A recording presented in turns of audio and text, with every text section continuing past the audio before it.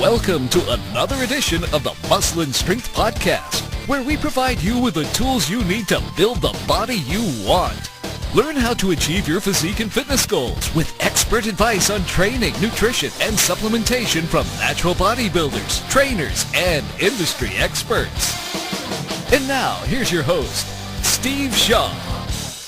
For those listening, we're speaking to John Quinlan, who is a bodybuilder and an ex-professional wrestler. John, could you tell us a little bit about yourself, a little bit about your background? Yeah, I mean, my general background, I've always been in fitness since I was a young kid. And when I was in college, and I went to St. Louis University, played some baseball, and all my friends down there were into bodybuilding and working out and fitness. So I started hanging with those guys and kind of made the transition from baseball into powerlifting and the powerlifting thing. And I went to Springfield College when John Cena was there, and a few other guys were there, and started training and picking up a lot of advice from those guys. And then, for fun, it was recreational. Did some North American bodybuilding shows in '98. I won a few of those, and that was all a real good experience. And then from there, went to the pro wrestling, which I did for 3 years, and that was cool. I did that till about 2002, and I've actually done some modeling over the years as well, which actually just had a shoot last month. So I'm always trying to stay pretty active in the fitness world. So but that's pretty much it. Case in point, man. So those were the three things: the bodybuilding, the pro wrestling, and the modeling, which was really good to me over the years. And I can't complain. I met a lot of cool people through those experiences, and there's a lot of good memories there. I really can't complain. No, you touched on the pro wrestling aspect. Most people listening don't know that I spent a little bit of time doing that myself. You were telling me that. I found it very, very interesting, actually. Yeah. I don't let that secret out to just anybody, but now that everybody's listening, they're doing it.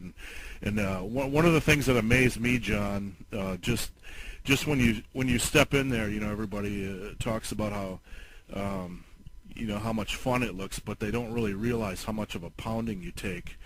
And, they don't realize, man. I mean, the thing about wrestling is a lot of people will say it's fake, and the thing is, I mean, you have a script that you try to follow. It's entertainment, but I mean, at the same time, it's very similar to professional football. It's a contact sport, and I mean, after you do it for X amount of years, you feel the bumps and the bruises and stuff, so catch up with you. But it's you just want to, when you do, you want to be consistent at it and try to do it as long as you possibly can. I did it for 3 years, and I had a good time with it, man. I joined Quinlan Professional Wrestling School in February of '99, and actually, you can quote me in this next statement, and I mean this. As I look back, on my life at this point, one of the things I'm the most proud of is being able to say I was trained as a professional wrestler by my friend and legend, Walter Killer Kowalski. Kowalski was a man, I mean, I've never met a nicer guy.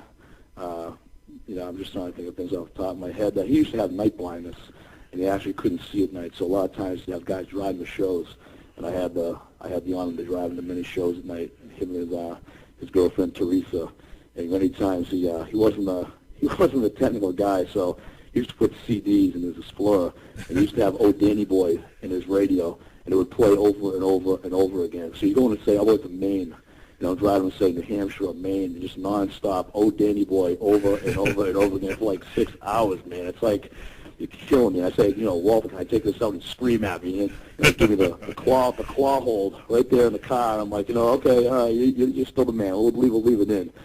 But yeah, it was, a lot of good memories about Kowalski there, and he was definitely the living legend. So, I mean, there's a lot of things. I look back when we were training together, and one day I was in the dressing room, and Walter came over to me and said, John, you look good. He said, you really look good. And I mean, that was really something to me. The killer, the legend of pro wrestling, telling me I look good. I mean, Kowalski was the man, and for him to tell me that meant a lot. And honestly, I was blessed to have him in my life. So, and now he's passed.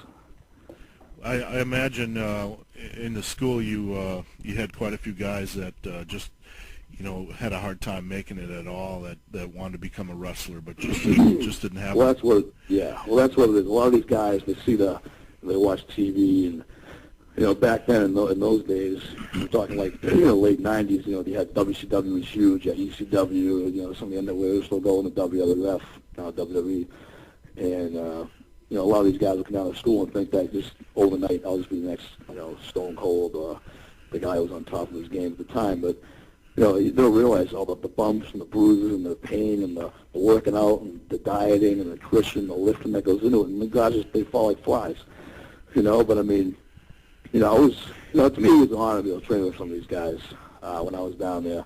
I mean, some of the people off the top of my head that I trained with was April Hunter. She was a big, female model, Sure. Very talented woman. I was very impressed. I was able to work with her and do some.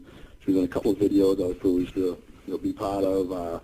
Slick Wagner Brown, one of the best technical wrestlers I've seen, who's down. He's affiliated with the World Wrestling Federation now. Aaron the Idol Stevens, who I wrestled quite a few times. He was an amazing guy, cool guy. I had quite a few matches with him. He helped me through a lot of matches. Real nice guy. Brian Day. This guy Brian Day was 6'5", 300-pound, fifth degree black belt in Taekwondo. He was down there. Jerry the Boston Brawler Bowser. Benched, 600 pounds. Kind of took me under his wing when I first got there to show me the ropes. Louis Ortiz, he was one of the best technical wrestlers I've ever seen in my life. And I mean, the last guy off the top of my head, I can think it was the coach down there, Mike Hollow, who was really cool. And I can think of it, he used to get on me at times. But, now that I look back on it, I mean, he was doing it to make me a better athlete and a pro wrestler. But, I mean, Hollow was a very talented worker in the ring. And he'll always have my 100% respect as a man. He was such a good teacher, but he was great at what he taught. There was no BS, man. He was very good at what he did, and I'll always respect him for that. He was a nice guy, but I do miss the camaraderie I had with those guys. That time is over. Even though it was a lot of hard work, physical work, all the bruises, aches, and pains, I still loved every minute of it, and I would do it all over again in a heartbeat.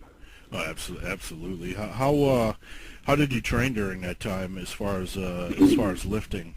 I mean, how many matches were you doing a week, and did you have to change your routine to be able to handle some of that punishment?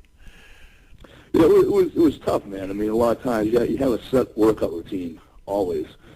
You're always mixing the workout routine up. I was always mixing around. You always have the standard workout routines, whether it be, the traditional, back and buys, chest and tries, abs. A lot of times you can't do your thighs because your thighs are bruised. You can't do squats because your knees are all banged up. And you can't do, the back because the guy put me in a Samoan drop and crushed the bottom of my back the day before. So a lot of times you take it on a day-by-day basis, and the day after a match I'll be really sore and I'll go in there and I'll do something else. I mean, I couldn't do deadlifts, but maybe I can do pull downs. I can't do T-bar rows because I can't bend over because my back's broken. But I can do pull-ups. You know what I mean? So it's exactly. You're always trying to be versatile.